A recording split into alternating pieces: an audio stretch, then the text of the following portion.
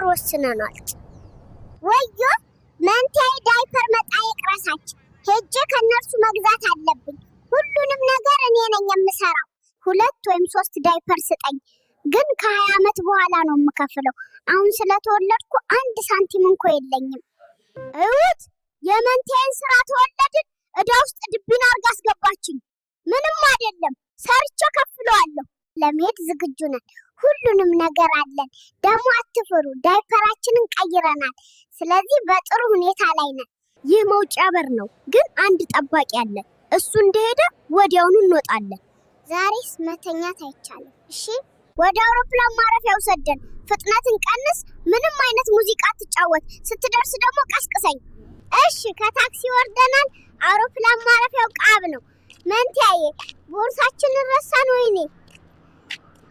እናም ቦርሳ አያስፈልግም። ምን ይታወቃል፣ እነሱ ጋር የተሻለና ጽዱት ያለ ሊኖር ይችላል። ደርሰናል፣ በህይወት ደርሰናል። ጌታ ይመስገን። ግን እንዴት አውሮፕላን እንደሚያስገቡን አናውቅም። የምንገባበትን ቦርሳ አገኘን። የነ እህት ኧረ አሁንማ መሽናት አይቻልም። በሽታው ልትገለን ነው እንዴ? መንታዬ እቅድ አለኝ እያለች ነው። ያንድ የሌላ ተጓዝ ቦርሳ ወስደን እንሄዳለን አለች። መንታዬ እቅድሽ ደደብ ነው። እሺ፣ የመንታዬ እቅድ እንደፈራሁት ሳይሆን ብል ሆነ። ይቅርታ፣ በሚቀጥለው ሰማሻለሁ። ግን ቦታው በጣም ይሞቃል።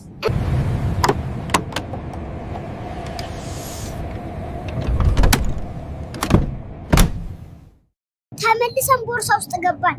ሁሌም እንቅልፍ ማን ይቀሰቅሳት? በእናታችሁ ኧረ ቶሎ ተነሺ፣ ደርሰናል። ተነስተን መሄድ አለብን። እንዴ ቀድመሽ አተኝም ነበር? ኧረ በፈጠረሽ ተነሺ። አሁን ወደ ጠፈር ወደሚወጡበት ጣቢያ እንሄዳለን። ከዛ ጉዞ ወደ ስፔስ። ቬሪ ናይስ።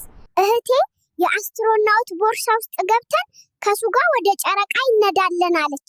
ግን ተኝታ ነበር የነገረችኝ። እንግዳ ቦታ ነው፣ ማንም ሳያየን የገባ ነው። አሁን ቅርብ የምናገኝ ቦርሳ ፈልገን እንገባለን። ጀግኖች ነን። ይህ የምንገባበት ቦርሳ ነው። አሁን ወደ ጨረቃ እንሄዳለን። ግን መጀመሪያ የቦርሳው ባለቤት መጥቶ ይዞን ይሄዳል።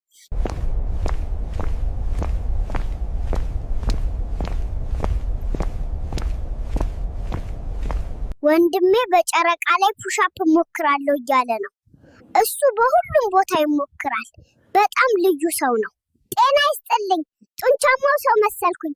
በጨረቃ ላይ ፑሻፕ ከምድር የበለጠ ቀላል ነው። ከዚያ አኳያ ወድጄዋለሁ። አንድ ትልቅ ስፍራ አየሁ። ሜትሮይድ እንደወደቀ ይመስላል። እነዚህ ነገሮች በየቀኑ አናያቸውም። እህቴን አሸንፌያለሁ።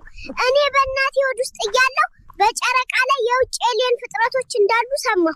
እንፈልጋቸው። ይህንን ኤሊየን ዜጋ አገኘን፣ ግን አይናገርም። እኔ እንጃ፣ ፊቱ አያሳምንም። ስለዚህ ኤሊየንስ አሉ፣ ግን ቆንጆ አይደሉም። ከኛ ጋር መምጣት ይፈልጋል። ብቻውን ደብሮታል መሰለኝ። ሰውዬ እድሜ ስንት ነው? አሊኑ እዚህ የውሃ ቦታ እንዳለ በእጁ ምልክት አሳደን። እነዚህን ነገሮች በየቀኑ አናያቸውም። እንሂድ። ጓደኛችን እውነቱን ነው፣ ውሃ ይመስላል። ሌላም ነገረን። በጨረቃ ላይ የቱሪስት መሪ አክስቱ መታ ከሱ ጋር ተጫወቱ ብላ ወሰደችው። እኛ ከልጅሽ ጋር ተጫወትን እንጂ ምን አደረግነው? አረ ምን አይነት የተረገመች ፍጥረት ናት በእናታችሁ። አዎ ላሳያችሁም ረሳው። ከበስተጀርባ ያለው ፕላኔት ምድር ነው። ለምን ትልቅ እንደሆነ አላውቅም። ምናልባት ኤአይ ስለሆንን ነው።